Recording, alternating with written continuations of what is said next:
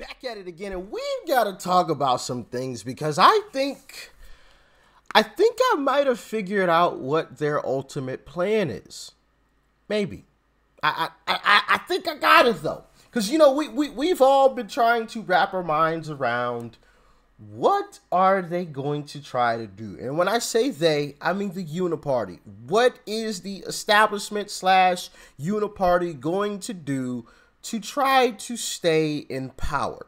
Because we all see what's happening. We all see what's coming. I mean, it's as clear as day. You'd have to be as blind as a bat in order to not see that Trump is going to win this coming election. If we all show up, which I'm hoping that you're still as enthusiastic as I am about showing up, because I'm really geeked. I'm probably going to be the first one there. Best believe that, okay?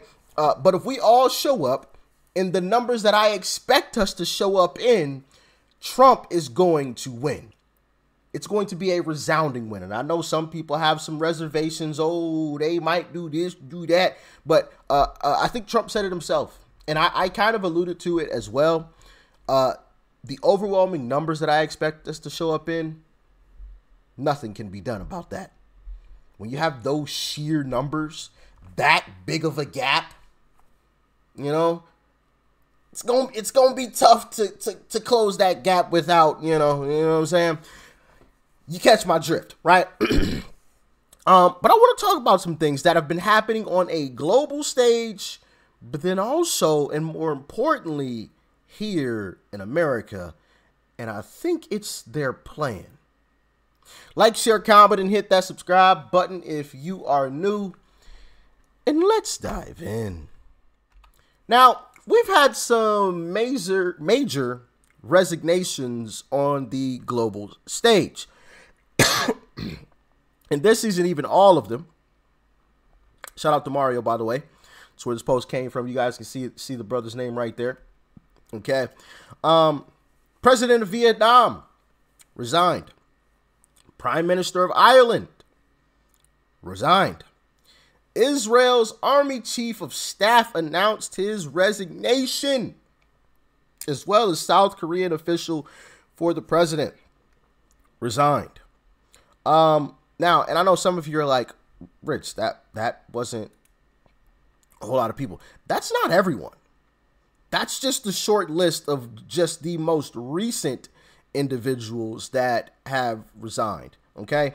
That's just that short list. All right. Also, here is the Prime Minister of Ireland right here. I've had the privilege to serve for the past 20 years as a public representative, 13 as a member of cabinet, 7 as leader of my party, and most of those as Taoiseach of this great country.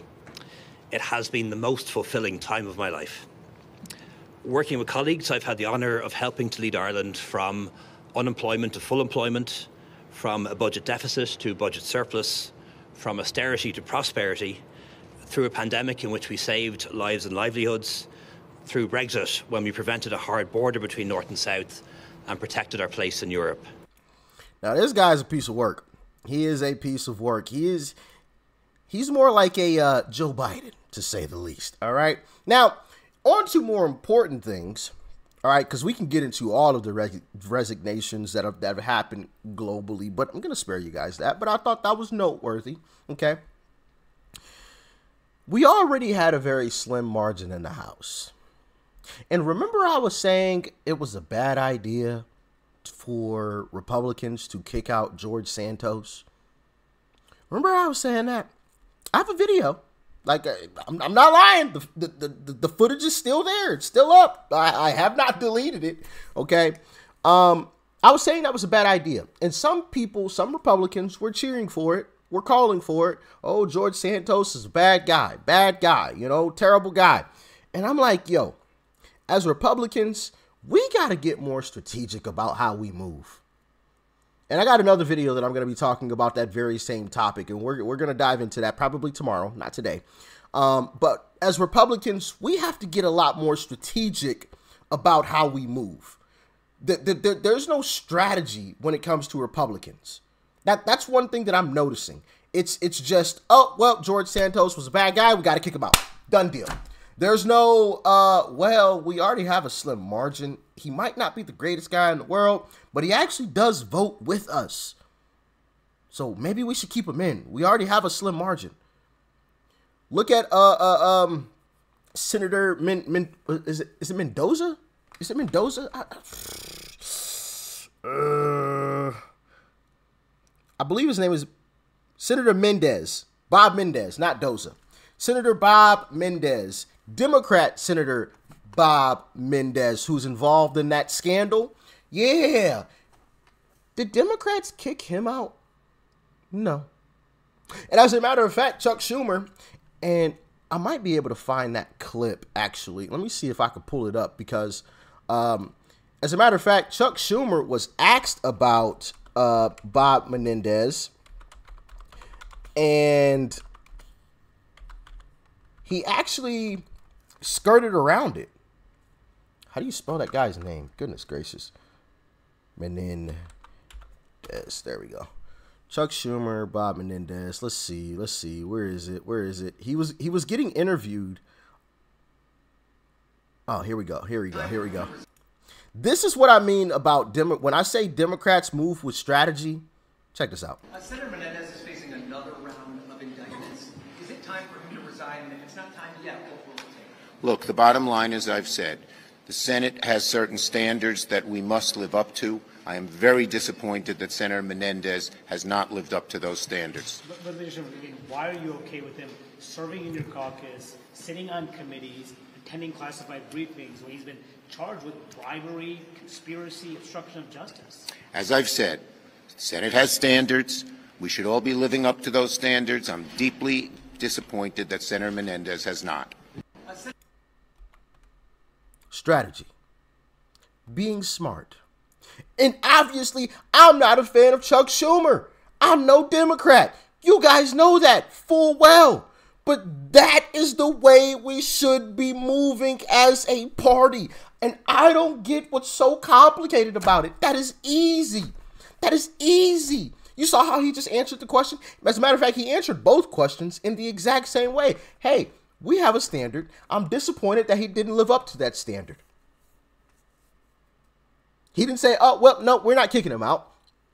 Democrats move with strategy, and we don't, and I'm sick of it. I am so sick. Like, why in the world did we kick out George Santos? He didn't get convicted of anything. There were some accusations. You can call them strong or not. Don't care. I really don't care if they were strong accusations. At the end of the day, it was an accusation. Point blank, period. Why do we kick him out? We don't see them doing that. Oh, we got to take the high road, Rich. Yeah, and the high road is going to get your butt thrown underneath the jail when you start disagreeing with the establishment. Move with a little bit of strategy. That's all I'm saying. I'm not saying we got to stoop to the level of these Democrats, but start moving with some strategy. Goodness gracious. Not only that, Ken Buck resigned. Okay, and here is that clip. Hi, this is Congressman Ken Buck. I have decided not to seek a sixth term in the U.S. House of Representatives.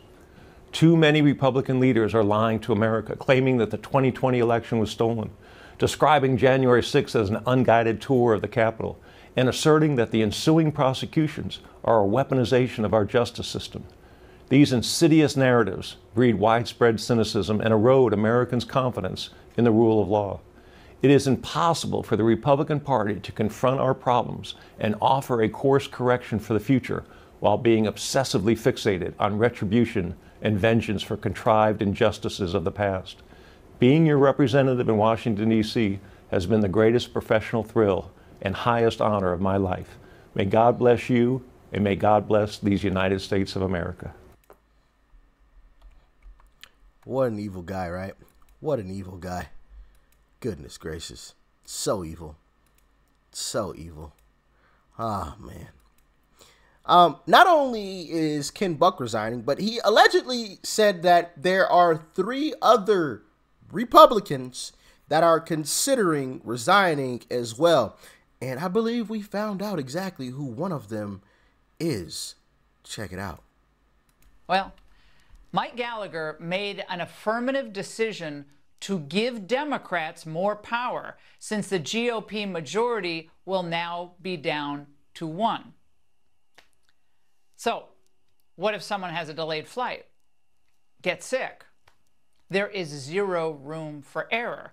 And this is key. Had Gallagher walked out today, Wisconsin would have been able to have a special emergency election to fill his seat. But now, because he's putting it off till April 19th, it remains vacant until next year. Again, this pains me to say this. Thanks, Mike. Hope future Speaker Hakeem Jeffries sent you a nice fruit basket today. See what I mean? The establishment moves with a whole lot of strategy, and we don't. He's clearly a part of the establishment. He could have resigned immediately and left. We could have had a special election and got another Republican in to replace him. He chose not to. He chose to wait. But listen, I blame no one but us. All of the folks who clapped and cheered for someone like George Santos to be kicked out. And I blame myself for not speaking up more against it. I'll take that one on the chin. I should have done more. I should have said more. I should have been yelling and screaming and everything that I possibly could to try, right? I'm only one guy, but to try to do more to try to stop that from happening. So now you see where we are. Now you see. Get ready for Speaker Hakeem Jeffries. Congratulations. We played ourselves. We played ourselves. Hopefully this is a lesson and we all learn from it. And we move with a bit more strategy in the future. But we lost this one.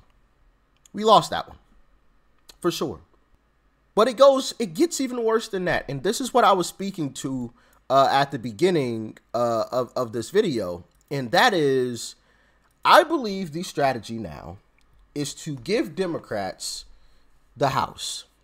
And so they have control over certifying. Catch my drift? They get control over certifying the election. So when Trump wins, you know who's in control of certifying that. Congrats. Congrats. Yeah.